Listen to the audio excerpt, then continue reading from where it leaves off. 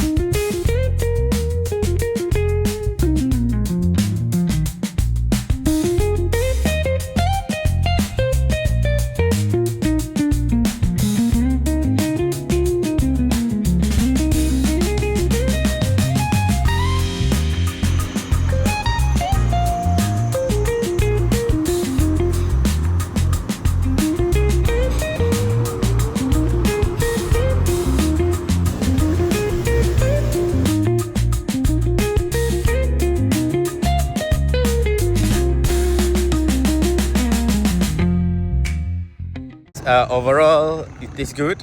Omelette dia okay, tapi boleh buat sendiri raya kat rumah. Waffle savory tu new experience lah.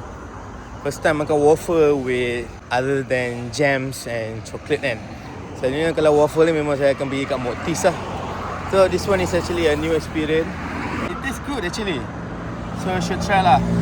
That's lah morning guys. Banyak lagi menu yang tak try lagi. So next time boleh lah aku nak try big breakfast je ke apa kan. Dia punya omelette, especially kopi dia pun sedap. I ambil hot latte tadi pun memang sedap. So morning guys, I can give like overall will be 4 noobs. Ciao.